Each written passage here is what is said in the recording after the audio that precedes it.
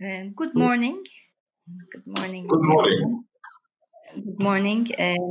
Hello and welcome to our session on Turkey-EU relations. Within about an hour, we will talk about some of the current issues in Turkey relations, and we have three very distinguished speakers with us today. Just to kick off the discussion, I will start with a few points and then we will proceed with questions and answers with our speakers. Of course, I mean, we are going through a very difficult period all over the world due to this COVID-19 pandemic, and all the governments and international institutions are trying to take some measures against it, some precautions against it. Within this process, of course, I mean, there are certain challenges and opportunities. So I would also like to maybe remind the famous quote by Jean Monnet, the founding father of the EU. He said that Europe will be forged in crises and will be the sum of the solutions adapted for those crises. So I think this sums up the current situation also, that we are going through a crisis, but it also presents certain opportunities. And we also see during this process that globalization and digitalization have intensified, have accelerated. So we are getting used to all these new methods, such as Zoom meetings and other online platforms, online education, and all the novelties of the digital world. We can also say, of course, that during all this process, Turkey and EU relations are also going through quite difficult times. We have had several disagreements, but again, there are also a lot of opportunities for improvement and progress in Turkey-EU relations. Reminding ourselves, the former president of Turkey, Turgut Özal, he made the application to join the European Community in 1987. And there's a quote also from him. He said, "We have a long, thin, and steep road ahead of us. I hope that we are going to succeed. We have to be patient, prudent, and diligent." So still, Turkey is working for this final goal of full membership to the European Union, despite all the problems and odds. We can say that recently, with the European Council conclusions on October the 1st, there is an opportunity of a positive agenda in the relations, maybe some acceleration or revitalization of the process. However, there are also other events that are taking place in the world, which creates more and more interdependence between Turkey and the EU. One of them is this idea of resilience, that especially after the COVID-19, the EU is also trying to increase its resilience to such crises, trying to also create a strategic autonomy in different policy areas. And also, of course, we have the Green Deal, which creates a certain transition to a circular economy, which is again very much on the agenda. And these all create, I think, opportunities for Turkey and EU cooperation and more integration. If a way can be found to, let's say, focus more on the cooperation agenda rather than conflict, then maybe we can proceed further in the relations. Also, I would like to draw your attention to this recent event, which took place on November 15, the Regional Comprehensive Economic Partnership Agreement signed between 15 countries, including China, Australia, South Korea, and the ASEAN countries. So it created the first and the most important free trade area in Southeast Asia and the Pacific region. This also creates maybe a new challenge, and also, especially in terms of regional integration efforts, I think it creates more and more reasons for Turkey and the EU to engage more with each other. And maybe the customs union modernization process creates an opportunity to revitalize and accelerate the relations. So without further ado, I would like to give the floor to our distinguished speakers. I would like to start with Ambassador Faruk KAYMAKCI, who is the Deputy Foreign Minister of Turkey, and also head of the EU Affairs Division of the Foreign Ministry. And I would like to also give some points from the bio of Ambassador Faruk KAYMAKCI.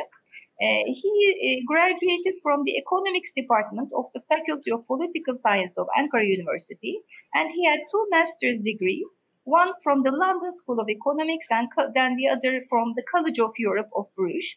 He worked at the Turkish Ministry of Foreign Affairs in Ankara in various positions regarding Balkan states, international economic organizations. He served at the Turkish Embassy in Tripoli, at the NATO Senior Civilian Representative's Office in Kabul, and 3 times at the Turkish Permanent Delegation to the EU in Brussels. He was also the Chief Foreign Policy Advisor to Turkey's EU Minister and Chief Negotiator and Director for EU Communications at the EU Ministry between 2008 and 2011. He served in Iraq, in Basra, and then he became Ambassador of Turkey to Iraq. And he also has served as the permanent representative of Turkey to the European Union before becoming the Deputy Minister of EU Foreign Affairs and Director for EU Affairs on August 2018. And now I would like to start with a question to Ambassador Faruk KAYMAKCI. In light of this positive EU-Turkey agenda, which was proposed by the European Council on October the 1st, what could be some of the opportunities to revitalize Turkey-EU relations in the near future? So the floor is yours, dear Minister. Thank you very much, sevgili Çiğdem Hanım. Dear Nikolaus, dear Markus, dear members of the Turkish Quality Association. Çiğdem Hanım mentioned only my 2 hats. I have my 3rd hat. And also today I will be using my 3rd hat. I am also in charge of Turkish Accreditation Agency, which has a lot to do quality.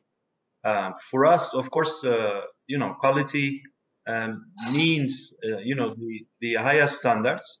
Of course, by quantity, maybe we can measure, how rich, let's say, welfare a country is, but when it comes to development level, I think quality is the key.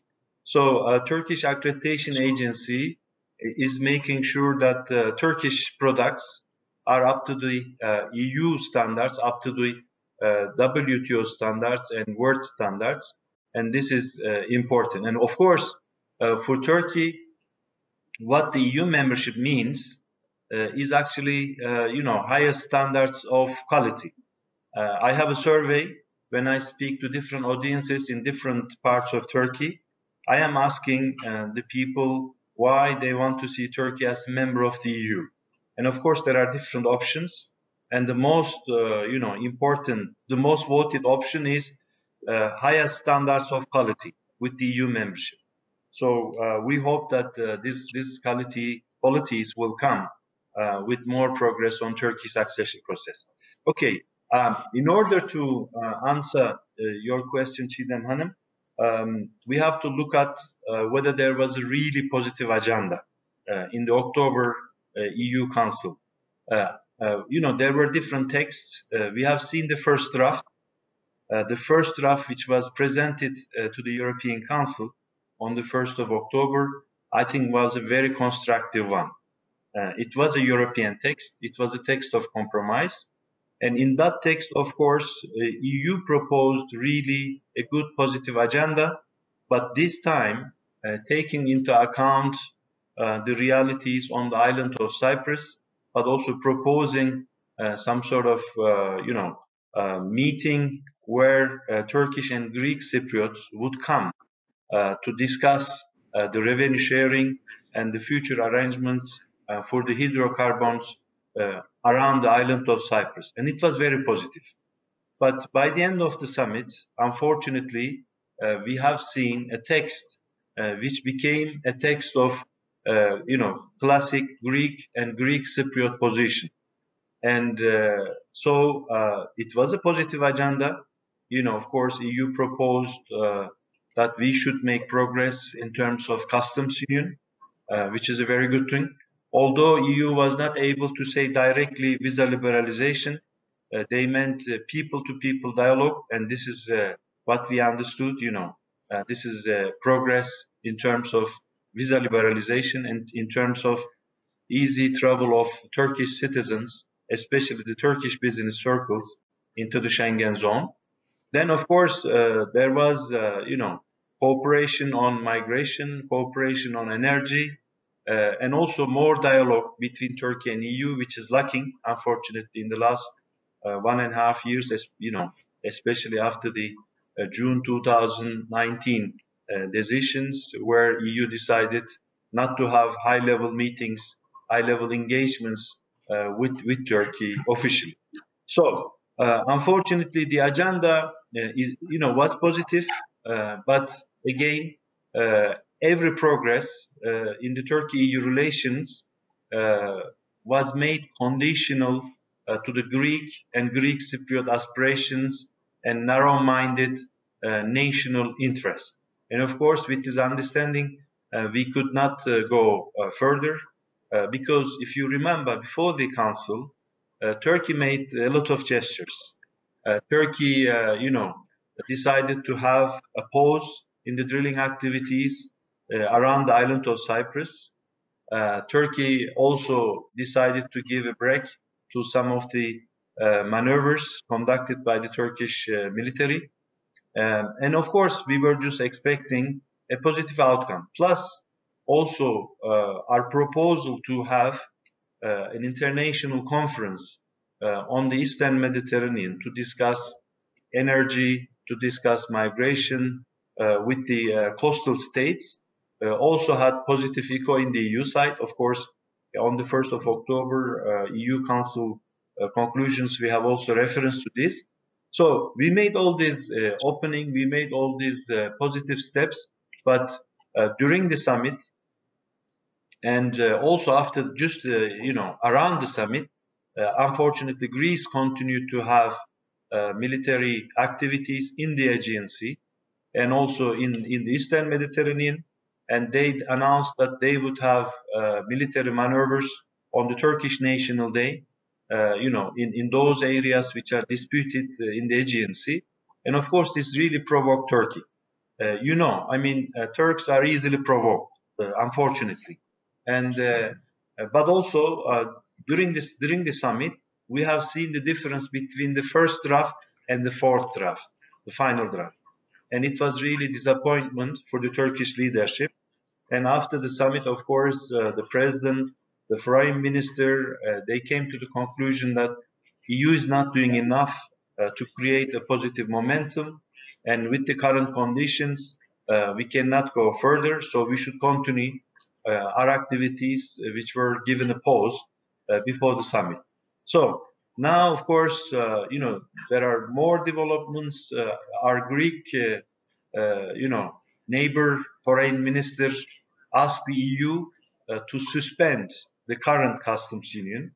I don't think that this is realistic and feasible because it requires two sides, Turkey and the EU, to decide on this. But also, I think this is unrealistic.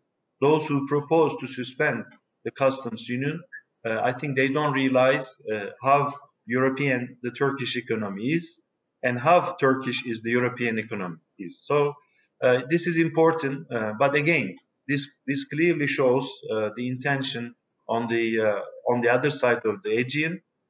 Basically, I think the EU has to decide sooner or later whether they will remain hostage of some of the national policies of the member states under the pressure of, let's say, membership solidarity, or with the fear of or with the abuse of the veto right by certain member states, or EU has to give a strategic decision saying that, look, enough is enough. Turkey is important for the rest of Europe. So we should give a positive momentum, and they should also encourage the Greek and Greek Cypriot side that they should behave. They should not abuse the EU against the common interest of the EU and for the narrow-minded national interest of these two countries. So I think if we can come to this point, I think we will have the solution. Of course, our EU colleagues will tell us, look, Faruk, let's be honest, let's be frank. The EU cannot be honest broker. EU cannot be objective because there are 2-3 EU members are, involved in this issue. But these, I think we are stuck. So this is why I think we have to make some sort of opening. And in terms of opening, so we have our proposal for the Eastern Mediterranean Conference, and we are waiting for the EU's response, which will not solve all the problems immediately, but at least which can create a momentum in which we can have some sort of dialogue, and we can talk to each other for a possible way to reverse this negative trend.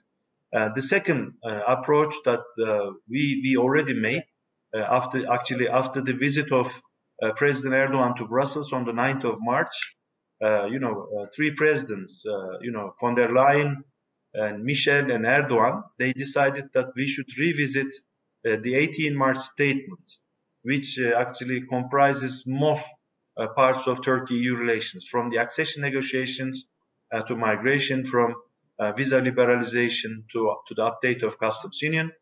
And we also made our proposal to the EU side, but unfortunately, because of the Greek and Greek Cypriot blockage, EU is not, able to respond to our proposal, which was made to the EU in April.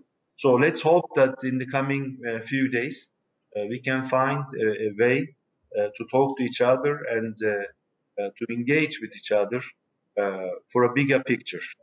So I think I will stop here for the first question. Okay. Thank you very much. It was a very clear outline of what has taken place so far. And also, let's hope that this conference on the Eastern Mediterranean will be able to meet in the near future. Now, our second distinguished speaker is Ambassador Nikolaus MEYER-LANDRUT. He is the head of the European Union delegation to Turkey. And previously, he served as Germany's ambassador to France and Monaco. Before that, he was the Director General for European Affairs at the Federal Chancellery. He also served as Deputy Director General for European Affairs at the Federal Chancellery and also head of the EU Policy Division at the Federal Foreign Office. And he was also the spokesperson for the European Convention's President, Valéry Giscard d'Estaing. So he's a very experienced, distinguished speaker, also similar to all our speakers today. So I would like to also pose a question to Ambassador MEYER-LANDRUT. Again, I would like to also ask the same question regarding this positive political agenda. Can you elaborate on this and also what it will entail and what are the probabilities that it can also trigger? And also let me also connect it with the second question. Regarding the future of the EU, we know that the EU is going through a quite important process. It has started this digital agenda, and the Green Deal is also very important because it is changing the dynamics of the economy in the European Union.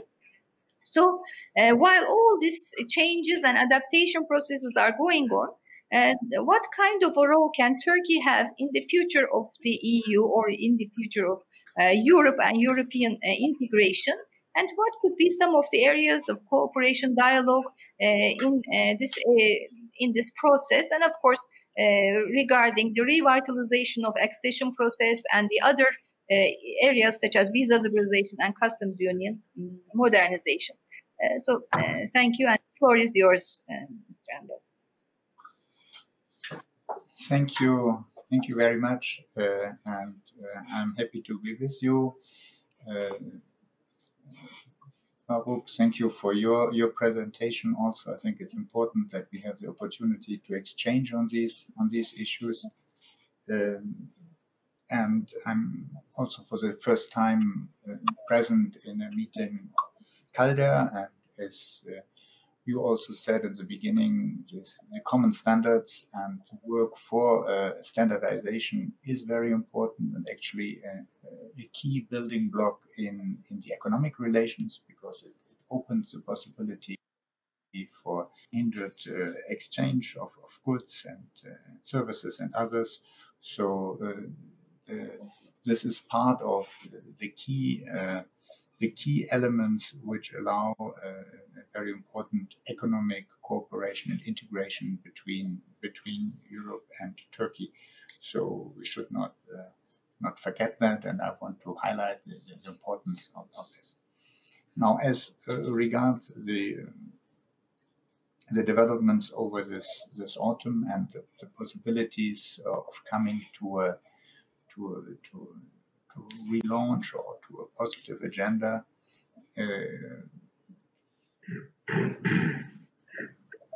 options between Ankara and capitals of Brussels are not exactly the same.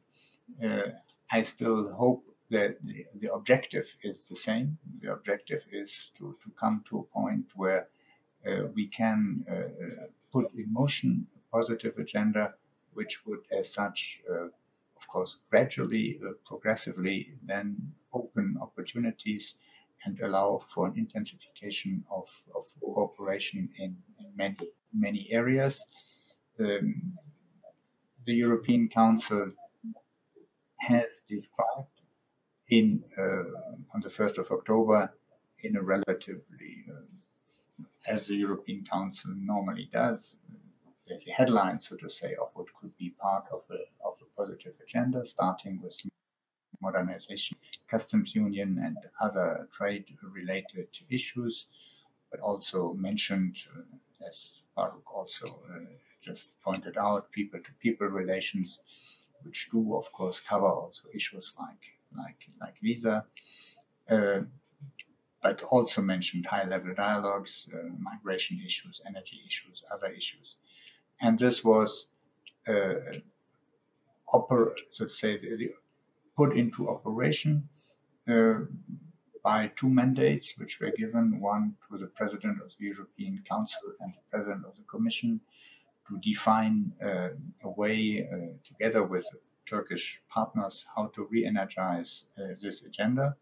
And of course, if the European Union describes elements which could be part of a common agenda, this is only one half. The common agenda needs to be a common agenda, to which also the points which our partners want to discuss have to be added. Otherwise, it's not a common agenda; it's only a proposal of a common agenda. And the second mandate was to the High Representative, kind of function which is close to what one would call a foreign minister in member states, Josep Borrell, to develop, together with Turkish counterparts, the question of this East Mediterranean Conference, where we clearly stated that all parties concerned need to take part, and where we also try to describe what could be first subjects to be discussed. And there is an diplomatic exchange between Brussels and the Turkish Foreign Ministry going on to find how these things can be set up. At the same time, the European Council expressed what I describe as expectations in terms of de-escalating tensions, particularly in the Eastern Mediterranean. I fully subscribe to what Faruk said on the Turkish actions which were taken at the end of September, and that they contributed to a positive climate which made these decisions possible.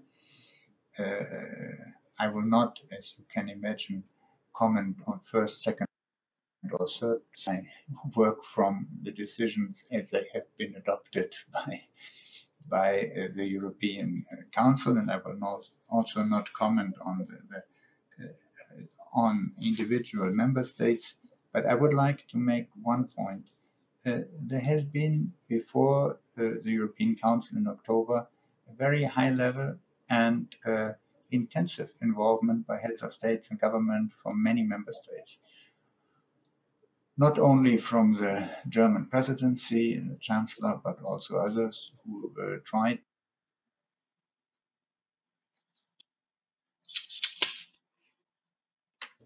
to see how the environment improved progress, which I find a bit too harsh. Of course, conclusions of one of the European Union do not necessarily, are not supposed and cannot reflect 100% position of our partners, but I think they were a genuine opening on the basis from which one could work. Can always be more positive or less positive, but I think it's the basis from which we could work. But we need time. We also need time within the European Union to work on specific issues. So there is, and I will not hide this, there is a certain disappointment with also those who have been very much engaged in the preparation of these conclusions, that the Turkish authorities have come relatively quickly to the assessment that this is not good enough and resumed activities, because this reduces the possibility now to continue to work. But again, I'm by nature optimistic and positive, and I think we still have some. We don't have a lot of time. We have few weeks, but we need to find a way where we can establish sufficient confidence in the goodwill and the political will of both sides to go ahead if we want the European Council in December to confirm the positive agenda. But this will require some more visible engagement of political will towards a political positive agenda from the Turkish side. At least that is how in Brussels and in most capitals the question is seen. So it is an extremely important moment. There are opportunities. I think there are important opportunities for also our economies.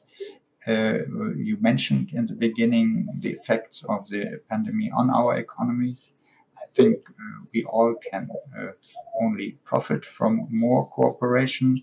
You mentioned also the Asian Pacific agreements. So there is a huge potential for cooperation, which will, of course, need time if we start to negotiate to be lifted, but can be lifted.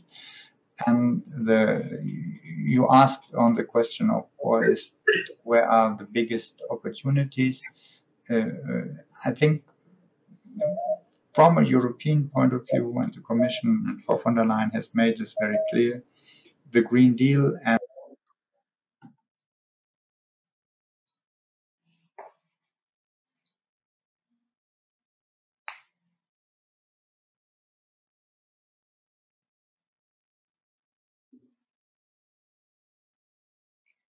I think there is a problem with the connection.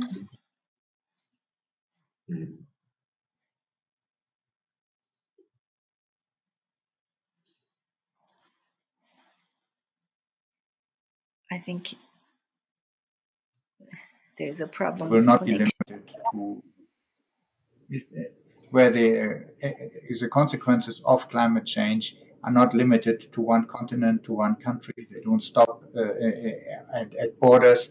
So there is a huge potential of cooperation in terms also of improving the well-being of our populations, the performance, the competitiveness of our businesses, and the level of cooperation as such. Perhaps I stop here at this stage.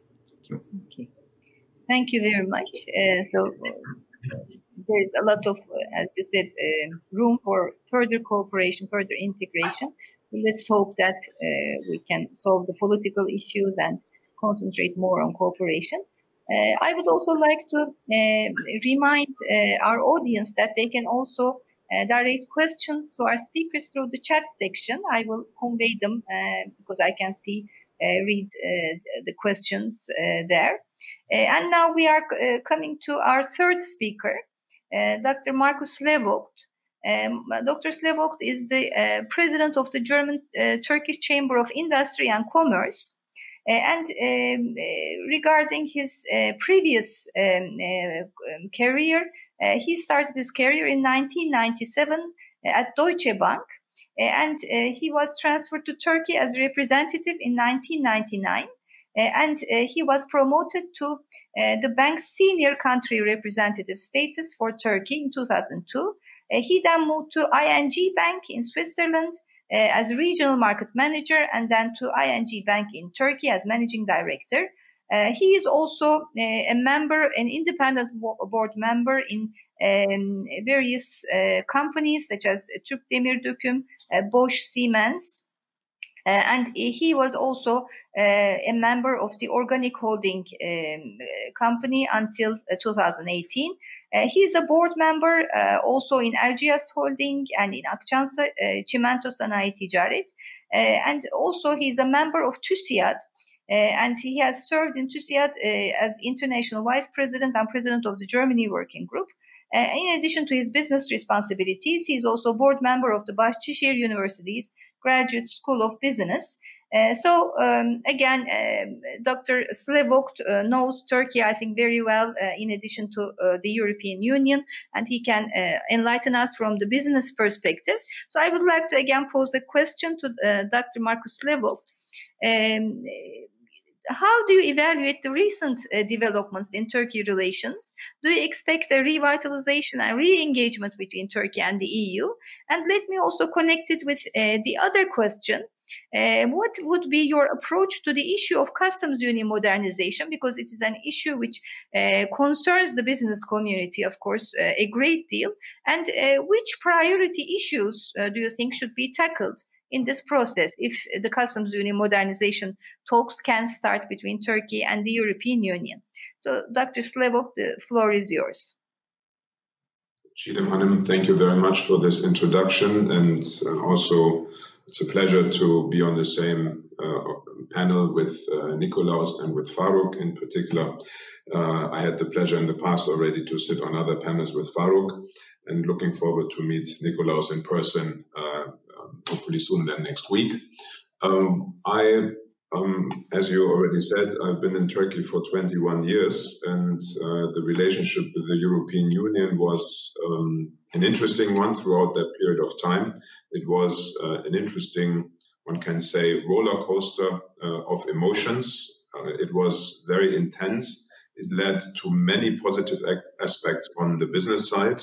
When we think, and you mentioned the customs union already, when we think about how the business volume increased, in particular the trade volumes increased once the customs union was established, we can very well see that the business activity between Turkey and the European Union is one of the great success factors that we see in this European path that Turkey has.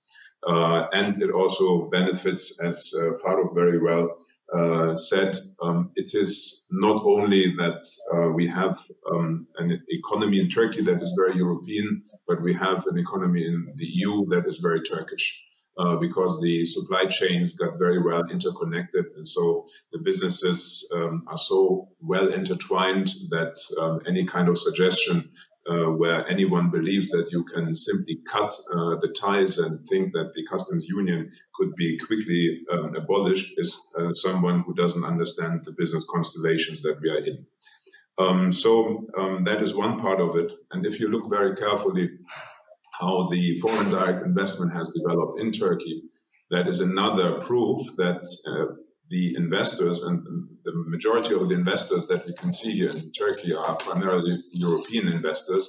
We can see that the interest for Turkey has substantially increased within the last 20-25 years, and that we saw particularly after the negotiation started with the European Union in 2005, the foreign direct investments into this country substantially increased, and that companies were positioning themselves here for the purpose of establishing very attractive production sites and feeding different markets from this location, not only to the European Union, but also beyond into the East. So what I see in terms of developments is, as I said, emotionally sometimes quite difficult to digest. This is very much in the current situation that we are seeing in the EU-Turkey relationship is very much driven, of course, by the political matters and issues that arose between these two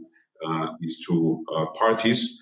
This is not, as business representative, my duty to comment on it, but it makes definitely our perspective as business makes it sometimes very, very difficult, because our role and how we see the world is that we want to further contribute towards integration with trade, with business, with investments, and this is something for us which will continue and has to continue between these two parties. And we are very, very much interested in further doing that. And the investment flow into Turkey, no matter how difficult the dialogue might be, has never really stopped between these two parties. And it will continue, because I think the opportunities are better and stronger than the difficulties that we are sometimes facing.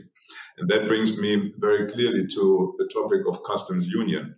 And here I'm speaking not only on behalf of the German business community here in Turkey and what our chamber is very much interested in, but here we have created, all together with the other bilateral chambers from major EU countries here in Turkey, we have created an initiative where we are together with the Turkish chamber organization TOP, where we are very clearly outlining our position on the customs union upgrade, because the discussions that we have seen in the past, where first certain parties in the EU wish to see a modernization of the existing customs union and then only an upgrade into other sectors and areas, is maybe too short-sighted, because the customs union, as it was once created in 1995-96, is something that only covers a very limited or relatively limited array of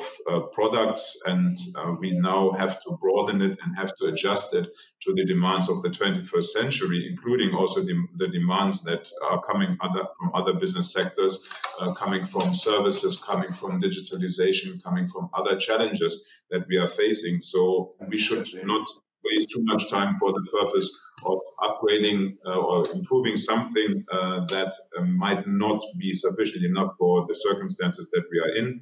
So it's better to put that effort immediately into a substantial upgrade in a kind of customs union 2.0, as we are calling it. And the EU business world and all the other bilateral chambers and the members that these bilateral chambers are representing are very much in favor of an upgrade, a substantial reform and upgrade of the customs union. And this also will be outlined in a joint position paper that we are in due course publishing. And here, as I said, we are not having specific individual priorities that we want to pick. We want the full scope, because we see the economic benefits that are created on both sides.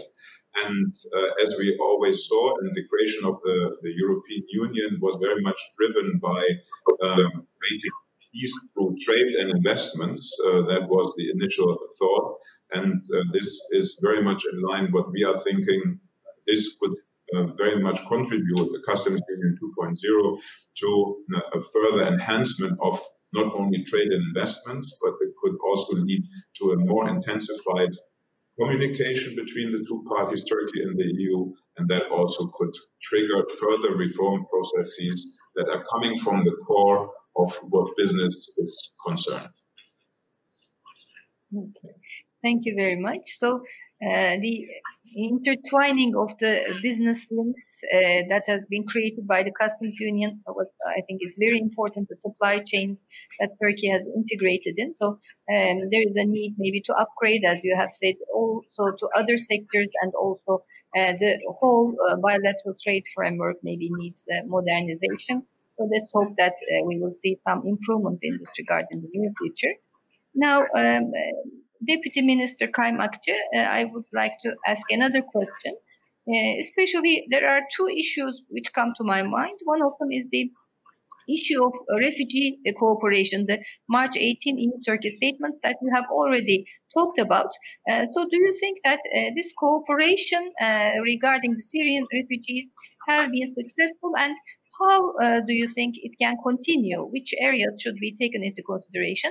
And the second issue is the Brexit issue, which is, of course, on the agenda of the European Union.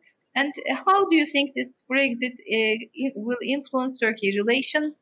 And do you think that Turkey's membership to the EU may become more relevant after Brexit takes place? Thank you. Thank you. Çiğdem Hanım, I am afraid that I have to leave at 11:30.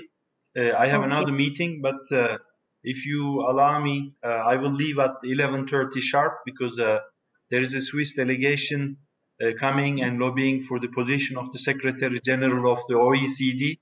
So I need to meet them. Just before I answer your question, I would like to also underline the intention of the government to reform. I hope this can be materialized. I hope this can be bold. And actually, the Directorate for EU Affairs was already asked by some government circles to be briefed on Turkey-EU relations and to be briefed on the reform process. And I will be happy to do so with the different agencies of the government. I hope we can revitalize the Reform Action Group, where we can make progress in different areas, which would have direct impact on the business environment, of course, on Turkey-EU relations as well. To answer your questions, of course, 18 March migration. It includes accession process, customs union update, visa liberalization, of course, counterterrorism, and Turkey-EU regular high-level dialogue meetings. But since you asked the refugee part, there I think we should be very simple. I think this has been one of the best example of cooperation between Turkey and the EU. It has been very successful until the end of February this year. Of course, from the Turkish side, we made two pledges. One is to prevent irregular migration, and we have done our homework. The percentage of illegal crossing, or the number of illegal crossings dropped from 7,000 to less than 70s as soon as we implemented the 18 March deal. So this was a quite success. And of course, we also pledged that we would readmit any illegal person who went to the Greek islands, and we did. So Greece has returned 2,600 people, roughly, since 18 March 2016, and we took them all. And also EU kept, one of the 4 promises which was given, and that was, of course, to take 1 Syrian from Turkey for every returnee from the Greek islands. EU actually has taken more than, 10 times more than promised. So instead of 2,600, I think EU has taken around 27,000, in the implementation of the deal. So Turkey has done its part. Of course, as I mentioned, 18 March also includes other areas, but in the other areas, unfortunately, there was not much progress, and this was a lot of resentment on the Turkey side. On the migration part, there are 3 other promises given by the EU. One promise is, of course, 3 plus 3, 6 billion euros. Of course, this money is not given to Turkey. It is given to the Syrians in Turkey. Of course, Turkey was expecting a faster and more practical flow of funds. but unfortunately, the funding came, a bit late, a bit bureaucratic, and we don't know what will happen in the future, because after the second, source FRIT, we call it, Facility for Refugees in Turkey. After second FRIT, what will happen? So this is not clear yet. And of course, out of the 6 billion, euros, only 3 billion has reached the Syrians, has been actually spent. The rest is on the pipeline. It is mostly contracted, and it's in the pipeline. But for us, as a country who spend more than 40 billion euros, we find this quite slow, despite the fact that this is the fastest, model of spending by the EU. So there we wanted the EU to act fast and to be more generous. The other promise given by the EU was a voluntary humanitarian admission scheme. EU was supposed to take voluntarily Syrians or foreigners from Turkey. This program has been blocked by the member states. The other, pledge, which was given in Article 9 of 18 March statement, which says that Turkey, member states, and the EU should cooperate in northern Syria to create livelihoods and also to encourage the same. There, we couldn't get any support from the EU. Plus, on the contrary, EU criticized our operations in northern Syria, despite the fact that these 3 operations that we have had in northern Syria has enabled more than 400 Syrians who were in Turkey to go back to their villages, to their towns in northern Syria. So we have to be realistic. Instead of criticizing Turkey because of these military operations, EU should have stood by Turkey, and this was one of the breaking points, in the migration deal, and this is why at the end of February this year, when EU asked for, not EU but some member states decided to impose sanctions on Turkey in terms of military equipments, military sales to Turkey. Turkey decided that we will not implement anymore, 18 March statement, the 2 promises that we have given. One is, of course, prevention, and the other one is readmission from the Greek islands. So basically, it has stopped, and the EU side, of course, in order to revitalize this agreement, we made a proposal in March. As I mentioned, there is not a response from the EU because unfortunately, our Greek and Greek Cypriots, our friends, are linking everything to everything. And then basically it is stuck. So on the question of Brexit, of course, we lost one member state who was pro-enlargement, who was, thinking about a bigger vision of the EU. This is maybe it's a big loss for us. But also, I think Brexit is a good lesson for Turkey. So when a country which is in Europe, but it is not in the EU, how it suffers, I think it's an important thing.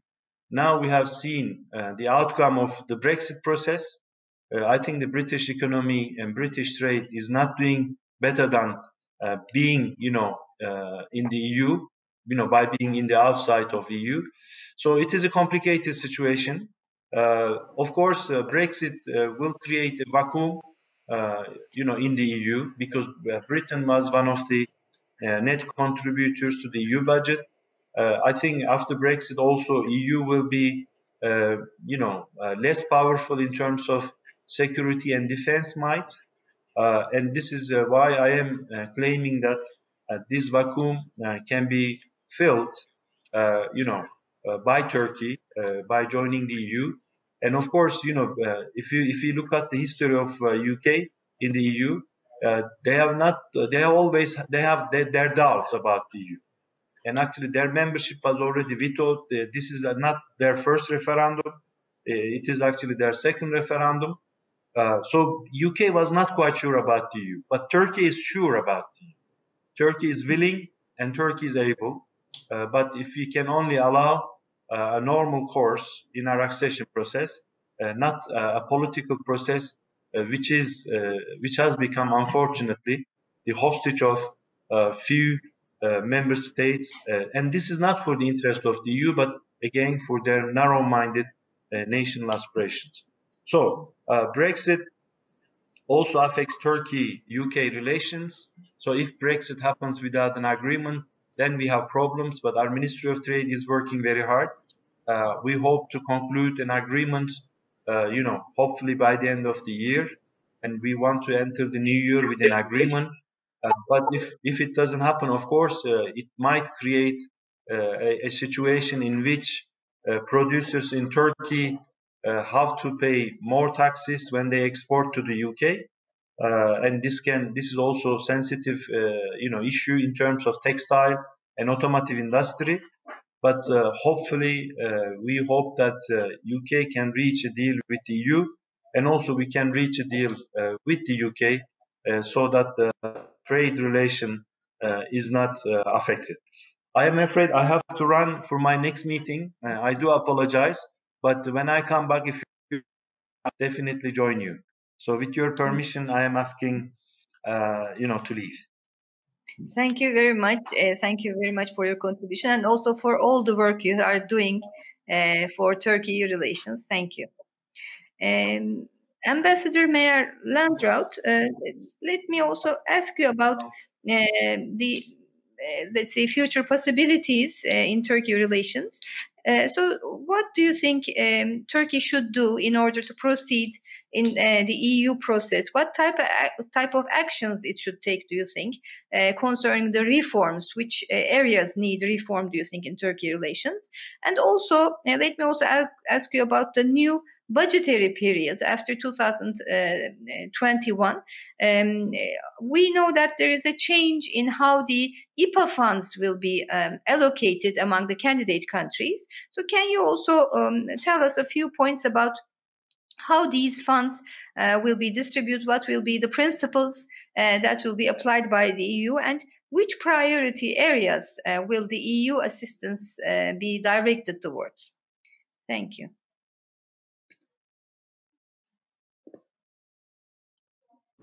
Thank you very much for the question and this opportunity to exchange. I would want to add a word on the refugee assistance, but perhaps as a second part of my short intervention.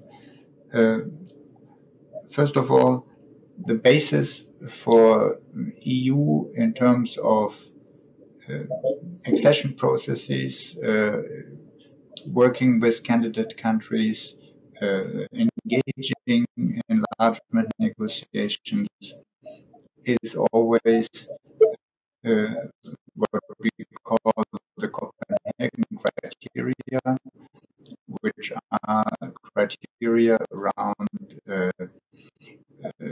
rule of law, human rights, criteria around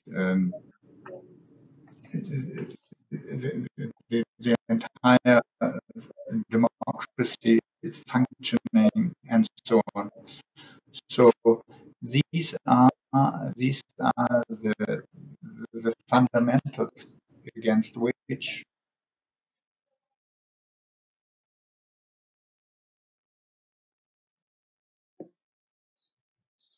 years, unfortunately, on these issues backsliding, which have led the accession process to the stage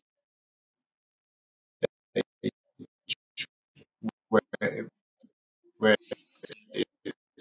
So I just want to make this general point. Now, on the future financing and IPA 3, the negotiations in Brussels between the institutions on the financial perspective come to the end, but they're not, so there's not something announced at this stage. There is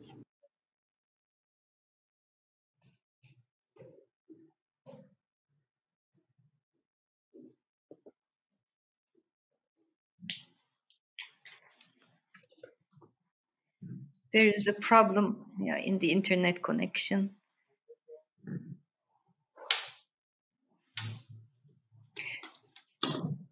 If I may, let me pose the question to Dr. SLEVOGT so that we will gain some time. So we have focused on these issues with regard to the post-COVID world. How do you think this crisis has affected the business world? What are the new priorities for business cooperation between Turkey and the EU, especially regarding digitalization, Green Deal? Do you see new possibilities? And how we can also maybe start further cooperation and integration between Turkey and the EU, do you think? Thank you. Thank you. So, as it was already mentioned, crises represent opportunities. And Churchill once said, never waste a good crisis. And in this respect, the businesses are the first ones that need to respond quickly to changes, be it in their business models, in the way they are supplying their respective supply chains and production activities for the sake of producing the relevant output that they're planning to produce, and shifting to different markets and looking where certain demand patterns are meeting their requirements. And that is exactly what happened within the current pandemic situation that we are in. The companies were on one side changing rapidly their business models to a more digitalized approach, both in the way they are managing their businesses and they're doing their operations and how they are interconnecting with their employees and how these employees are then, if needed, located in other places for the sake of being safe and not being exposed to any kind of further infection.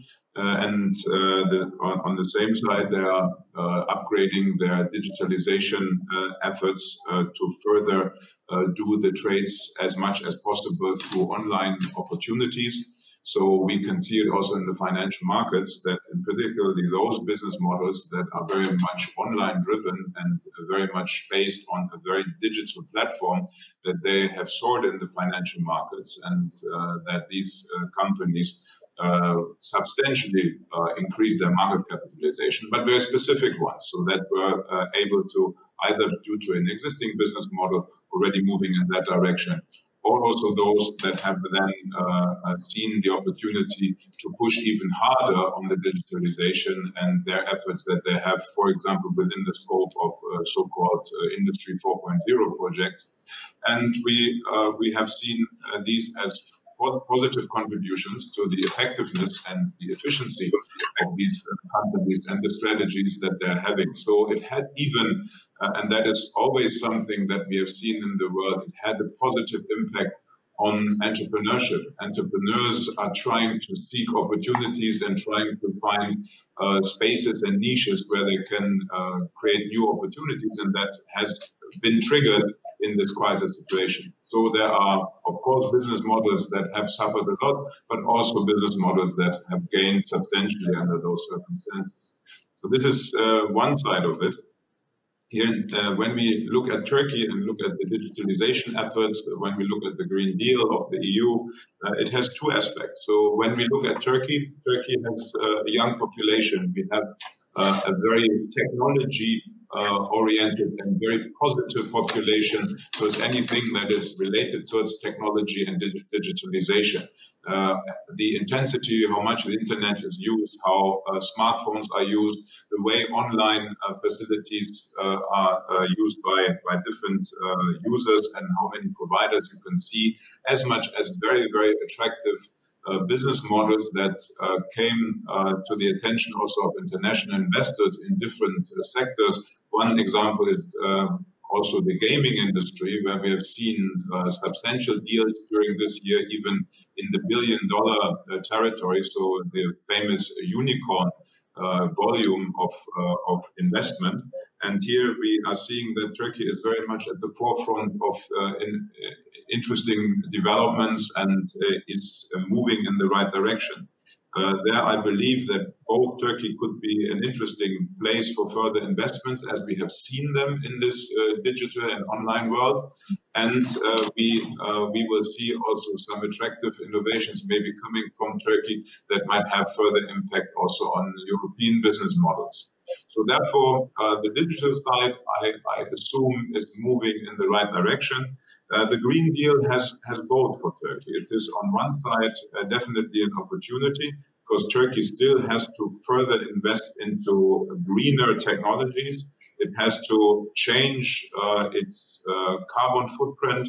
It has to make sure that more renewable energy will be part of the investment activities that are happening here. We see that there is more activity ongoing in the renewable spaces like solar, and new tenders have happened and are going to happen also in the future.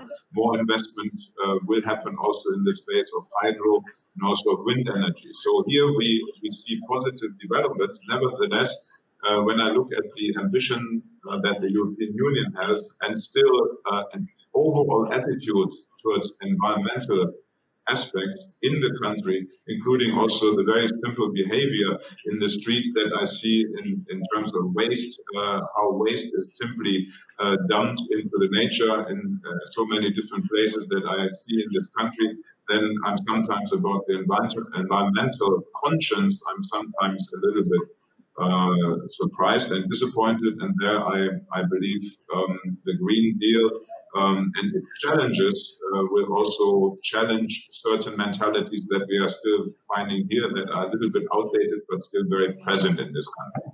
So therefore, it has both sides, and I see that however, in the long run, the Green Deal will have also positive impact on Turkey. Thank you very much. So unfortunately, our time is up, but because there was an internet problem with Ambassador MEYER-LANDRUT, if you have any last words, any points you would like to emphasize, we can close the session with your intervention, Ambassador.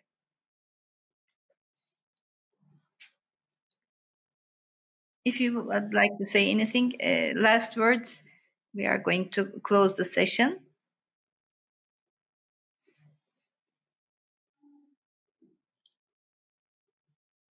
Well, I can only see the opportunity to exchange with you.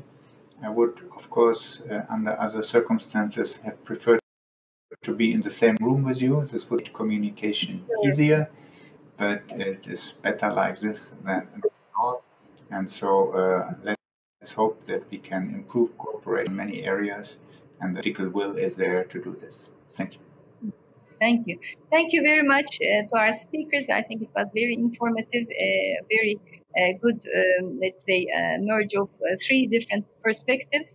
So thank you very much, and we hope that only positive developments will continue in Turkey relations in the near future.